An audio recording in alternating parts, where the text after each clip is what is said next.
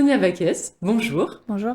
Alors, on n'a plus vraiment besoin de vous présenter, mais vous êtes présidente de la province Sud, chef de file des Républicains calédoniens et, depuis peu, mandataire en Nouvelle-Calédonie de Renaissance, le nouveau parti de la majorité présidentielle. Alors justement, on va revenir sur ce point très précis qui demande quelques explications. Alors que les législatives battent leur plein, le président de la République, Emmanuel Macron, vient de vous confier la mission de diriger en Calédonie Renaissance, donc ce nouveau parti de la majorité présidentielle, ex-La République En Marche, une nomination, si on peut appeler ça, qui fait suite à l'appel à l'union que vous avez lancé il y a quelques semaines avec l'Union des Républicains calédoniens et à laquelle ont répondu favorablement Calédonie Ensemble, Génération NC et le MPC de Gilles Brial. Est-ce qu'il s'agit, si je résume bien, de créer un nouveau parti ?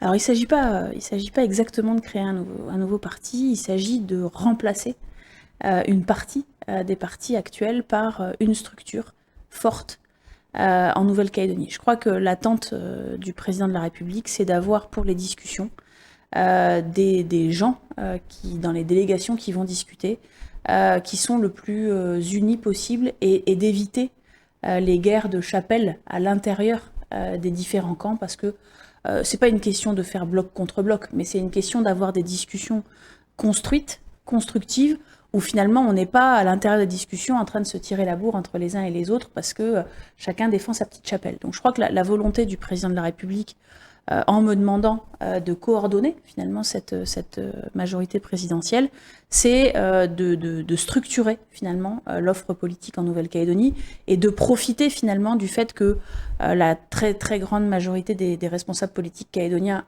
a soutenu sa candidature et que c'est l'occasion justement de fédérer les différentes forces politiques dans une qui permet finalement de porter la voix des loyalistes en Nouvelle-Calédonie. Donc finalement, la situation est un peu différente de 2017, où il n'y avait pas vraiment eu d'investiture de la part de la République En Marche. En Calédonie, lors des législatives, il n'y avait pas de candidat de la République En Marche, si ma mémoire est bonne. Donc c'est vraiment une autre configuration. Mais au-delà des législatives, on regarde vraiment l'avenir institutionnel de la Calédonie. C'est ça l'objectif de Oui, on cette n'aurait pas fait ce qu'on a fait. Cette union, elle n'a été possible que parce que effectivement l'enjeu dépasse les élections législatives. Moi, je voulais plus. Et ça a été posé très clairement, et les autres de la même manière. Je voulais plus d'une alliance électorale. Les Calédoniens en ont vu trop, des partis qui s'allient, qui se séparent, etc. en fonction des échéances électorales. Ils ont connu tous les acronymes que la Calédonie puisse imaginer. On voulait plus de ça, on voulait quelque chose qui soit une vraie force politique pour le prochain quinquennat, pour les 5 prochaines années, pour toutes les échéances qui arrivent. Et pas seulement sur les législatives qui arrivent dans un mois et qui font partie du calendrier évidemment. Mais pour les législatives, pour les discussions sur l'avenir, et puis pour toutes les échéances politiques qui arriveront après. Donc, d'une part, effectivement, c'est important d'avoir 2 députés de la majorité présidentielle, parce que nous, on ne le voit pas forcément en Nouvelle-Calédonie, mais en métropole, il y a un risque Mélenchon, il faut dire les choses, il y a un risque d'avoir une majorité qui finalement se permettrait d'avoir un Jean-Luc Mélenchon Premier ministre, ce qui pour la Nouvelle-Calédonie est une catastrophe. Je rappelle que Jean-Luc Mélenchon a pris le parti des indépendantistes, a dit que le référendum n'était pas valide, etc. Ce qui pour nous est l'échec de tout ce qu'on a mené. Là, avec le président de la République d'une part, ça y est, il est élu, mais d'autre part avec une majorité forte à l'Assemblée nationale, finalement ça permet d'avoir un Premier ministre qui fait partie de la majorité présidentielle et qui finalement déroule la feuille de route qui a été posée par le président de la République et par Sébastien Lecornu. Donc on est là-dedans. Et c'est pour ça qu'on a voulu... c'est pas Paris, j'ai entendu, c'est Paris qui impose les députés. Non, d'abord, il n'a rien imposé du tout. Tout a été discuté entre nous. Et les candidats qui ont été retenus l'ont été parce qu'ils font partie de la majorité présidentielle et parce qu'ils ont accepté de finalement se positionner dans ce que défendra la majorité présidentielle autour de la table. L'idée, c'est peut-être un peu de créer une espèce de RPCR... à la Lafleur, une grande union des loyalistes. Oui, alors... Un peu comme on a pu faire avec les Voix du Non aussi. Oui, mais je crois pas que... je sais que les Calédoniens essayent de se raccrocher à ce qui a existé. Il n'y a plus de Jacques Lafleur en Nouvelle-Calédonie, il n'y en aura plus, il a été ce qu'il a été, le monde a changé, on a aujourd'hui des réseaux sociaux qui prennent beaucoup plus de place, on a des crises qui sont arrivées. La situation est complètement différente.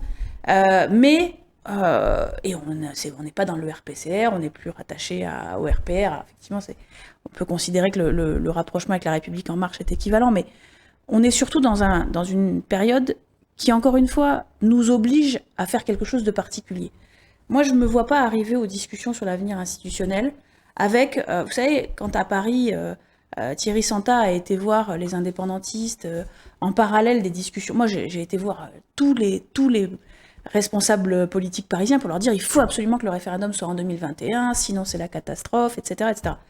Et tous les technocrates parisiens me disaient non, mais le président de la République, il ne peut pas faire ça, il se met en danger, il ne peut pas se mettre en danger avant les élections présidentielles. Et donc c'était extrêmement dur. La négociation qu'on a menée à ce moment-là, avec des indépendantistes qui en plus étaient contre, était extrêmement dure. Mais on avait besoin d'être tous ensemble. Et en parallèle, on avait un Thierry Santa qui allait voir les indépendantistes pour leur dire non, mais si vous me réélisez président du gouvernement, moi j'accepterai que le référendum soit en 2022. Et moi je ne peux pas accepter ça. Enfin je veux dire, heureusement qu'à ce moment-là, Sébastien Lecornu a expliqué aux indépendantistes qu'il n'y aurait pas d'accord avec Thierry Santa, mais sinon on fait comment? Et donc, moi je considère qu'on a tous intérêt à être sur la même ligne, à être ensemble, à être dans une maison commune. Nos différences, nos nuances, on les gère dans cette maison commune.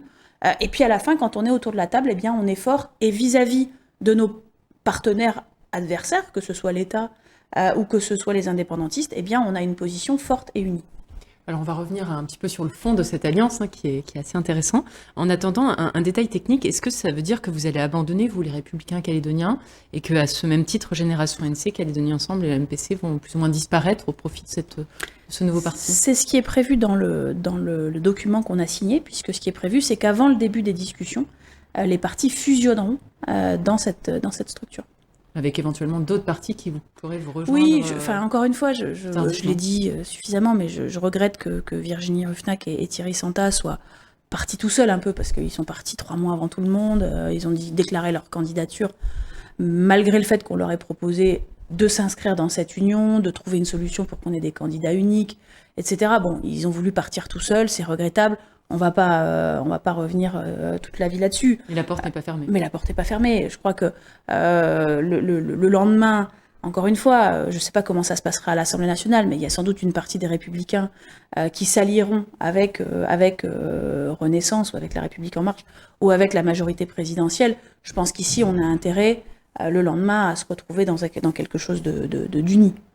Quel sera votre rôle, vous, au sein de ce nouveau parti? Parce que donc il a été noté, donc vous seriez donc mandaté pour conduire les discussions entre les formations politiques calédoniennes et diriger la nouvelle formation politique. Ça veut dire quoi exactement? Ça veut dire que, de la même manière que jusqu'à présent, j'ai essayé, en mettant en retrait mon propre parti, et certains ont du mal à l'accepter, certains chez moi.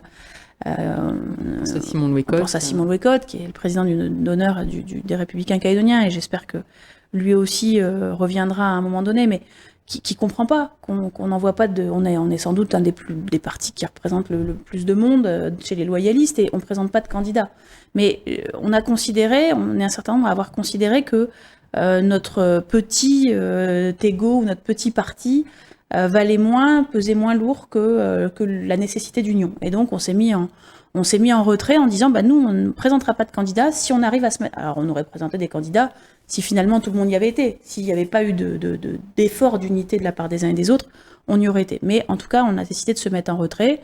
Ça veut dire qu'effectivement, on a proposé que soit investi Philippe Dunoyer et Nicolas Metzdorf, que Gilles Brial prenne la présidence du nouveau groupe au Congrès, qui sera le plus gros groupe du Congrès, et effectivement que je coordonne la partie structure politique qui fera finalement le long terme, si vous voulez. C'est-à-dire que je pense que, encore une fois, on a des échéances électorales, et puis on a qu'est-ce qu'on fait pendant le quinquennat, qu'est-ce qu'on fait pendant la discussion. Et je pense que c'est cette nouvelle structure politique qui permettra de le faire. Il a également fallu mettre de côté toutes vos divergences par le passé. Ça n'a pas dû être simple, avec notamment vos adversaires de jadis, parmi lesquels Calédonie Ensemble. Ça se passe comment au sein de cette nouvelle alliance? Comment vous allez travailler ensemble? Je crois que d'abord, ça n'aurait pas été possible si Philippe Gomès ne s'était pas mis en retrait. C'est-à-dire que je pense que le retrait de Philippe Gomès, même si certains diront est-ce qu'il n'est pas toujours là? Non, je crois que vous savez, à un moment donné, quand on dit qu'on se retire, c'est déjà suffisamment difficile. Il ne faut pas imaginer qu'il dira plus jamais rien de sa vie. C'est comme d'autres anciens. Pierre Frogier s'exprime de temps en temps, Harold s'exprime de temps en temps. Philippe Gomès s'exprimera de temps en temps. Mais il n'est plus dans la machine, il n'est plus dans... Et cette union, on l'a fait avec Philippe Dunoyer. Et Philippe Dunoyer, il est beaucoup plus compatible, entre guillemets, avec ce qu'on a toujours défendu. Moi, il y a quelques années, il y avait des milliers de recours contre les gens, les indépendantistes avaient posé des recours contre les gens qui n'avaient pas de nom à consonance kanak pour demander leur radiation des listes électorales. Il y avait 7000 recours, je crois. On a monté à l'époque une association, pris des locaux, défendu les gens, fait des recours, etc., avec Philippe Dunoyer. Donc c'est des gens avec lesquels on a toujours parlé. Après, il a suivi des choses sur lesquelles j'étais en désaccord. Et c'est pour ça qu'on a mis autant d'attention. Et c'est Gilles Brial en particulier qui a posé les conditions de cette union, les conditions en termes de valeurs et de lignes rouges de ce qu'on défendait autour de la table, où on a posé nos points d'accord, qui sont finalement essentiels. Et je pense que les Calédoniens qui nous ont fait confiance, qui m'ont fait confiance en 2019, qui ont fait confiance à la liste que je coordonnais, ils se retrouvent dans ces valeurs-là. Ces valeurs-là, c'est évidemment pas d'indépendance association, c'est la réouverture du corps électoral, c'est le respect de la propriété privée, c'est finalement tout ce qu'on a défendu. Et ça va au-delà de ça, c'est-à-dire que il y a un autre élément, c'est, vous savez, on dit toujours qu'on est le pays du consensus. Mais le pays du consensus, à chaque fois, ça se passe pas le consensus, il n'arrive pas tout de suite. Et puis surtout, souvent, on se bat un peu avant d'arriver au consensus. Et il faut pas chercher le consensus à tout prix. C'est souvent ce qui nous a séparés, d'une part avec Philippe Gomès, d'autre part avec Thierry Santa. C'est quand on dit je veux à tout prix le consensus, ça veut dire qu'on a perdu. Parce qu'en face, ils disent nous on s'en fiche, hein, nous on veut ce qu'on défend. Et là, on a posé dans cet accord un élément important, c'est de dire s'il n'y a pas de consensus, parce que c'est possible, si en juin 2023 il n'y a pas de consensus, très bien. Eh bien, on va aux élections provinciales et le corps électoral, il est complètement réouvert, il n'y a aucune restriction. Et là, je pense qu'effectivement, c'est un élément suffisant pour dire aux uns et aux autres, venez autour de la table. Alors d'ailleurs, je voulais revenir un peu sur cette proposition, donc ce que vous venez de dire. Dans ce que vous dites, est-ce que c'est votre lecture de l'accord de Nouméa ou bien c'est vraiment la vérité juridique? Parce que quand on regarde, par exemple, ce petit document sur les conséquences du non, c'est marqué, je cite, certains juristes tentent à dire que même si l'accord de Nouméa a cessé de produire ses effets au lendemain de la 3e consultation, en l'absence de toute nouvelle organisation institutionnelle, les dispositions juridiques inscrites dans la Constitution demeurent, parmi lesquelles le gel du corps électoral. Donc, est-ce que ça va vraiment se passer comme ça? Alors, dans le document, et je ne me demandais pas la page, je m'en souviens plus, mais dans le document, il est également inscrit que dès l'instant où c'est non, le corps électoral sera réouvert. Pour 2 raisons juridiques. D'abord parce que la Cour européenne des droits de l'homme a tranché dès que le corps électoral a été gelé pour indiquer que ce corps électoral ne pouvait être gelé que pendant une période transitoire qui était celle de l'accord de Nouméa. Et le Conseil d'État a également donné un avis pour savoir finalement quand est-ce que s'arrête l'accord de Nouméa, parce que c'est bien la lecture de ça s'arrête à la fin de l'accord de Nouméa, mais est-ce que l'accord de Nouméa continue tant qu'on n'a pas un truc nouveau ou est-ce que c'est fini? Et le Conseil d'État a considéré que dès l'instant où le 3e référendum avait lieu, l'accord de Nouméa est terminé. Donc, dès l'instant où l'accord de Nouméa est terminé, le corps électoral ne tient plus. Donc ça veut dire que concrètement, s'il y avait des élections provinciales demain, n'importe quel électeur qui dépose un recours, n'importe quel électeur exclu, qui dépose un recours pour dire moi je peux voter, gagnera et fera ainsi inscrire les 43 000 qui sont exclus. Donc les élections, aujourd'hui, des élections provinciales ne peuvent pas se tenir avec un corps électoral gelé. Ça n'est plus possible, ça n'est plus juridiquement possible. Alors en réalité, comme il n'y a pas d'élection tout de suite, finalement, les gens qui sont exclus ont l'impression d'être toujours exclus. Mais le corps électoral, il s'adresse aux provinciales. S'il y avait des élections provinciales demain, les exclus pourraient voter.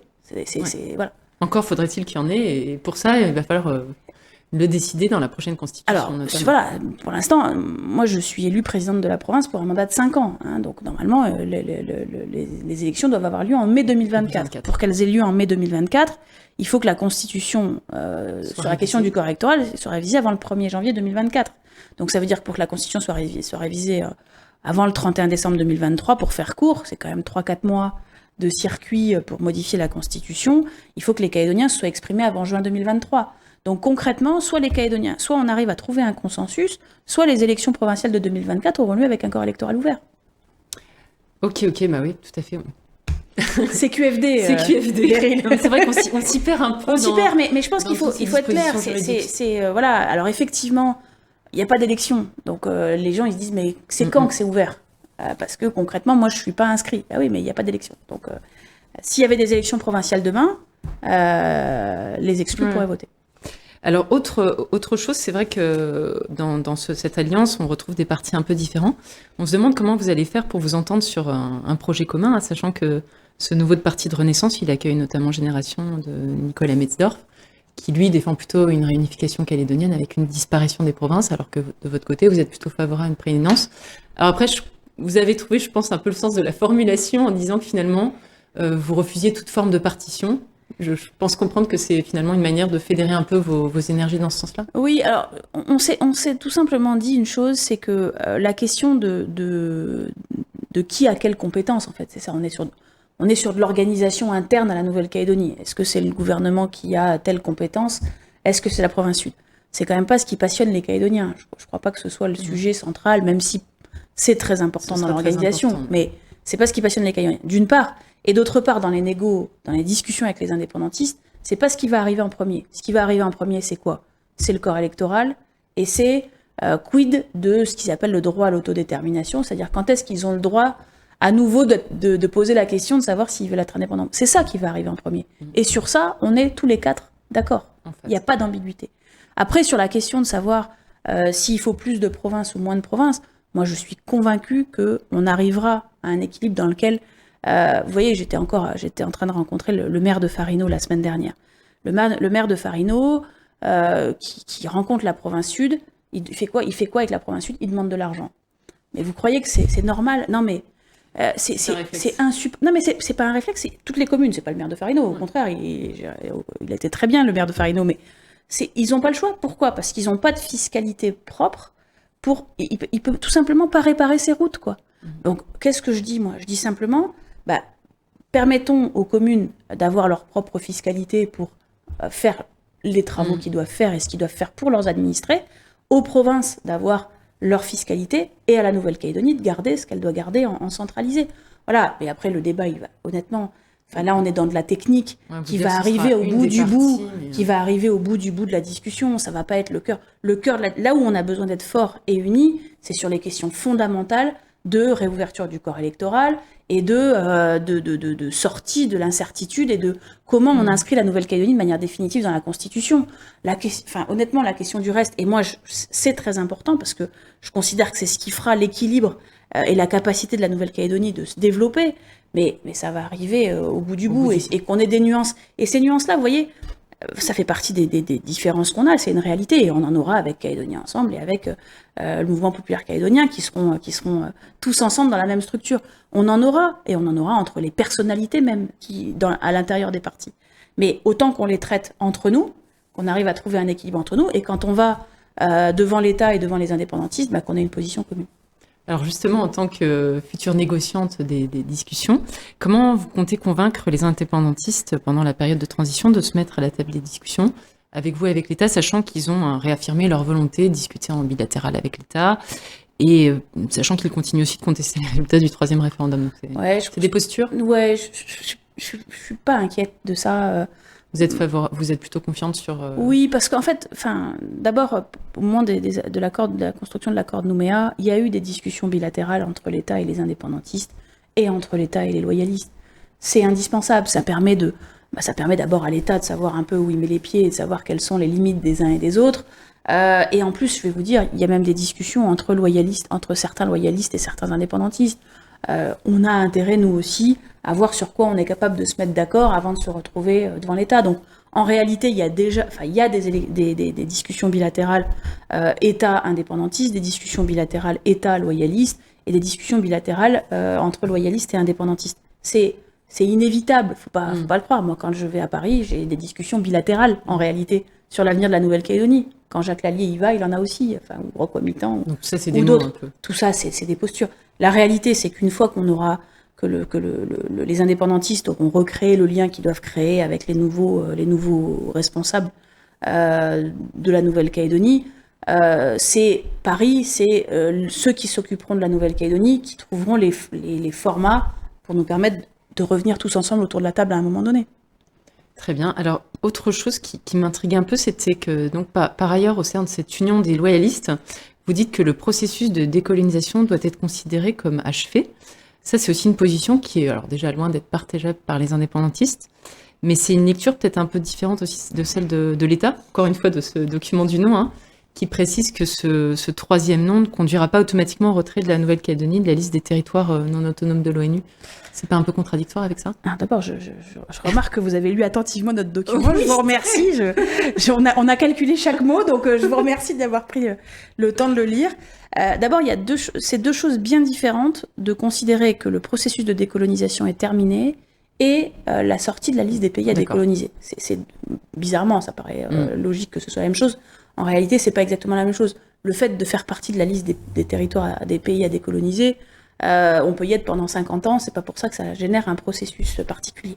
Là, le principe, c'est de dire, on est rentré dans les accords de Matignon puis de l'accord de Nouméa avec la décision partagée. Moi, je suis pas signataire ni des uns ni des autres, mais la décision partagée de considérer qu'on a un processus de 30 ans et qu'à la fin de ce processus, ce sont les Calédoniens qui décident de leur destin.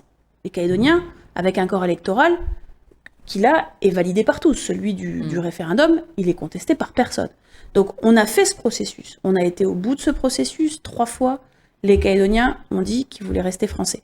À partir de là, dès l'instant où c'est le peuple qui a décidé lui-même de son avenir, on ne peut plus considérer qu'il est colonisé. On est dans une colonisation quand on a une puissance administrante qui décide pour nous. Aujourd'hui, c'est pas la puissance administrante qui a décidé pour nous. La puissance administrante, elle n'a pas décidé. C'est les Calédoniens, dans le cadre d'un corps électoral partagé par tous, qui ont décidé pour eux-mêmes. Donc, à partir de là, c'est l'autodétermination. Et à partir de là, on peut plus considérer qu'il y a encore une forme de colonisation. Donc tout ça, c'est aussi décorrélé de la sortie des pays à décoloniser. Ah bah oui, bien sûr. D'accord. Alors en parlant de l'ONU, parce qu'on est un peu dans ce sujet-là, le dossier calédonien sera au programme du séminaire de l'Organisation des Nations Unies sur les territoires non autonomes, qui aura lieu demain, donc du 11 au 13 mai à Sainte-Lucie aux Antilles. Il y a eu une importante délégation indépendantiste qui s'est déplacée et fait peu commun, une élue non indépendantiste, à savoir Naya Wategou, qui est aussi sur place. Quel est son rôle dans tout ça là? Pourquoi est-ce qu'elle y est? Alors d'abord, ça ne va pas être un fait peu commun parce que maintenant, on y sera systématiquement. Il y a deux réunions de l'ONU chaque année. On enverra un élu non indépendantiste à chaque fois. Pourquoi?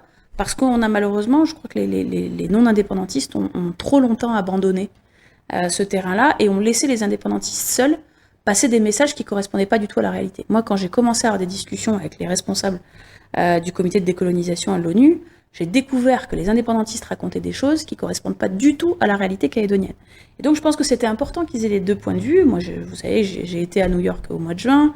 J'ai eu une visio juste avant le référendum avec la présidente du C24, donc au mois de septembre, au mois d'octobre. Et là, Naya Wategou va à Sainte-Lucie pour porter à nouveau cette voix-là.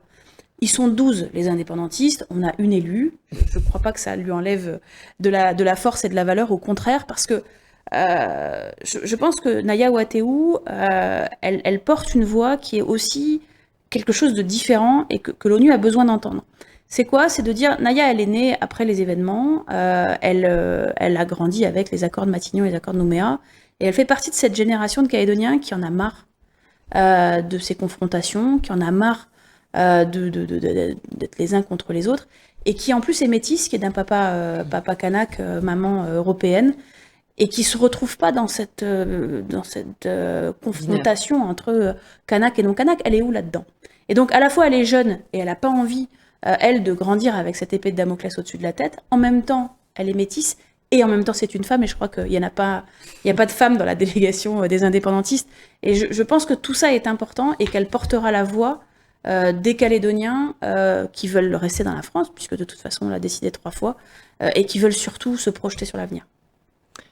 Eh bien parfait, on en a fini pour le sujet un peu renaissance. Alors un point un peu sur un sujet d'ordre d'actualité sur la réforme fiscale qui a été votée un peu dans la douleur la semaine dernière au Congrès, malgré votre tentative de déposer une motion préjudicielle. Qu'avez-vous à dire à ce sujet? Est-ce qu'il faut s'inquiéter de cette réforme fiscale qui va être progressivement mise en place? Alors d'abord, c'est pas la réforme qui a été votée, c'est le calendrier, ce qui fait que c'est Chaque pas texte encore... va être retravaillé. Voilà, c'est pas encore, heureusement pour les Calédoniens, c'est pas encore les textes mêmes qui sont votés.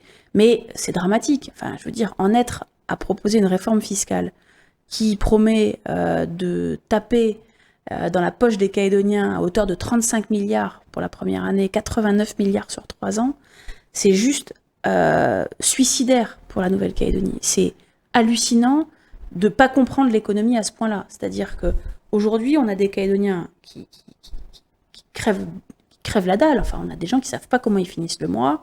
On a des gens qui ne savent pas comment ils vont payer leur électricité. Qui savent pas, qui doivent choisir entre payer le loyer et acheter de la nourriture pour leurs enfants. Et là, on leur dit, vous allez payer de la TGC en plus, vous allez payer des taxes en plus, vous allez payer. Est-ce qu'on pourrait faire autrement? Mais bien sûr qu'on peut faire autrement. Et alors, je suis très heureuse de venir aujourd'hui parce que l'interpatronal a sorti quelque chose aujourd'hui, même si Délé s'est exprimé. Le modèle islandaise. Mais bien sûr, qu'est-ce qu'il faut faire? Il faut donner aux gens les moyens de consommer. Pourquoi? Vous donnez, c'est ce qui est proposé avec la baisse des charges sociales, vous donnez aux salariés, par exemple, 20 000 francs de plus par mois. Qu'est-ce qu'ils font? Qu'est-ce que vous, Beryl, vous faites quoi avec vos 20 000 francs de plus? Moi, j'épargne. Vous avez quelques enfants, je crois. Vous allez leur acheter des choses. Vous allez consommer. Cette consommation, elle va rentrer dans la machine et ça va faire marcher les entreprises. Les entreprises vont payer des impôts. Vous allez payer des taxes là-dessus. Vous allez payer des impôts là-dessus. Et donc, ça fait marcher la machine. Et tout ça fait redémarrer la machine économique. Et quand vous enlevez en plus des charges sociales sur les entreprises, elles embauchent les entreprises. Et c'est quoi le premier pouvoir d'achat? C'est d'avoir un job. Et donc, c'est ça la solution. La solution, c'est d'abord d'arrêter de faire peur aux gens qui partent, parce que quand même, 8% de la population qui est partie ces 8 dernières années. On ne sait pas si l'hémorragie continue, mais... Voilà, mais déjà, il faut essayer de l'arrêter. Donc, arrêter de faire peur aux gens, essayer de faire revenir ceux dont on a besoin. On n'a plus de médecins, on n'arrive pas à en avoir. Peut-être c'est bien si on arrête de leur taper dessus, et la fiscalité, ça en fait partie. Donc, essayer de faire revenir un peu les gens qui sont partis, ou ceux dont on a besoin, et puis arrêter de taper sur ceux qui consomment. Arrêtez. Et donc, il y a moyen de faire ce choc de consommation en essayant de changer un peu de prisme, plutôt que cette espèce de dictature fiscale que veut nous mettre Gilbert Thuillier. Non, c'est juste dingue. Et Louis Mapou a une réponse très simple. Ah oui, vous avez raison, on vous a bien écouté, mais on n'en a rien à faire. On va continuer comme ça. C'est juste dingue, j'ai jamais vu ça. Et tout le monde leur dit, c'est pas possible, ça va pas marcher votre truc. Ça n'a marché nulle part dans le monde. Si vous écrasez les gens d'impôts, ça marche pas. Donc, mais ils écoutent rien. Ils écoutent rien d'avance. Est-ce qu'il y aura la possibilité de détricoter si jamais vous retrouvez une majorité au gouvernement? C'est sûr que c'est sans doute la première chose qu'on fera. Alors justement, à propos de gouvernement, il était question éventuellement de le faire tomber soit par le biais d'une motion de censure, soit par une démission de liste complète des loyalistes au gouvernement. Est-ce que ça suit son cours? Est-ce que c'est toujours d'actualité? Oui, alors ça ne vous a pas échappé que le Congrès est constitué de la manière suivante. Il y a 25 élus loyalistes, non indépendantistes, il y a 26 élus indépendantistes et il y a 3 éveils océaniens. Donc, qui font la pluie et le beau temps. Qui font absolument la pluie et le beau temps. C'est là où on voit quand même qu'on est arrivé au bout du système. Ils font 6 000 voix, on en fait 33 000. C'est eux qui décident de tout pour la Nouvelle-Calédonie. C'est quand même hallucinant. Donc je crois qu'il est temps, et heureusement qu'on arrive au bout de l'accord de Nouméa, parce que vraiment c'est devenu insupportable. C'est d'ailleurs au cœur de votre programme, de changer un peu la représentativité. C'est insupportable. Les élus du Sud pèsent beaucoup moins lourd que les élus du Nord et des îles, sans parler de la clé de répartition. Enfin, tout le système est à revoir, c'est plus possible. Mais là, donc, nous concrètement, pour faire tomber le gouvernement, il y a 2 solutions principales. La démission de liste, mais qui ne peut arriver que 18 mois après la précédente démission, comme la précédente a eu lieu en février 2021. En août. Ça ne peut être qu'en août 2022. Je crois que les Calédoniens ont bien ça à l'esprit. Et c'est ce qu'on fera sans doute si on n'arrive pas à le faire avant. Soit la motion de censure. Et pour avoir une motion de censure, il faut avoir les voix de l'éveil océanien. Et je comprends du vote de l'éveil océanien lors de la motion préjudicielle sur la réforme fiscale qu'ils n'ont pas l'intention de faire tomber le gouvernement maintenant. Donc si l'éveil océanien veut assumer les erreurs majeures et ce que les indépendantistes font peser sur les foyers calédoniens, c'est leur problème. Mais en tout cas, nous, dès qu'on pourra faire tomber le gouvernement, on le fera parce qu'on considère, non pas parce que... Alors d'abord, parce qu'effectivement, il y a un problème démocratique. Aujourd'hui, les Calédoniens se sont majoritairement positionnés pour la France et ils ont un gouvernement et un congrès indépendantiste. C'est quand même pas bien normal. Donc, d'une part ça, et d'autre part, surtout parce que ce qu'ils font sur le plan économique est extrêmement dangereux. Alors par rapport justement à ces positions de l'éveil océanien, il y avait un grand rassemblement océanien la semaine dernière qui a mêlé donc l'éveil océanien avec l'Union calédonienne. Est-ce que selon vous, ça va un peu dans ce sens-là, selon lequel justement l'éveil océanien ne serait pas prêt à s'allier, en tout cas aux loyalistes, pour faire chuter le gouvernement? Vous savez, Daniel Goa a tenu des propos extrêmement violents sur l'éveil océanien, sur la communauté wallisienne. Moi, j'ai du mal à comprendre qu'on puisse passer ça par simplement une petite cérémonie. Ce qui a été dit est extrêmement grave. Je veux dire, il a humilié ce qu'a dit Daniel Goa, c'est une humiliation envers la communauté wallisienne. Et vous savez, l'éveil océanien, c'est pas la communauté wallisienne. Il y a énormément de Wallisiens qui se retrouvent pas là-dedans.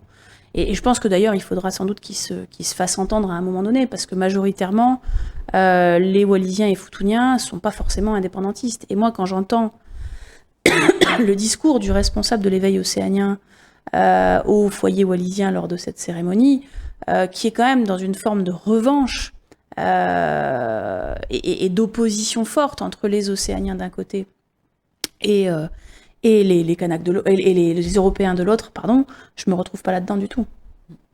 L'enjeu est aussi stratégique pour les législatives. Le but, c'est de récupérer, à votre avis, de la part de l'UC, peut-être les 6000 voix de l'éveil océanien? Ah bah pour l'UC, c'est intéressant, c'est sûr.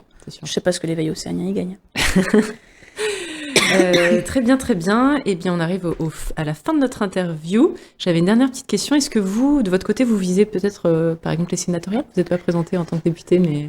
Non, je suis très, très... Vous savez, j'ai fait de la politique, j'ai fait le choix de faire de la politique il y a une quinzaine d'années pour une raison qui était de maintenir la Nouvelle-Calédonie à la France et de permettre de trouver un nouveau statut. On y est, je suis au cœur de ça, c'est ce qui m'anime, c'est ce qui m'occupe. J'espère qu'en juin 2023, on aura trouvé une solution, ce qui permettra de voir la suite, mais je suis pas dans un enjeu personnel là. Sinon, j'aurais fait les choses autrement. Je suis vraiment dans l'objectif unique de permettre de sortir de cette phase d'instabilité et de sortir par le haut de la corde nommée.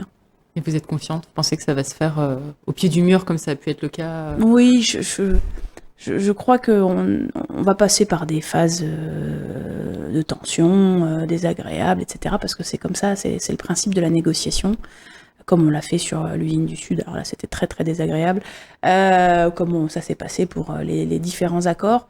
Mais je pense que c'est au pied du mur que les responsables politiques calédoniens se transcendent, et je suis convaincue qu'on trouvera une solution.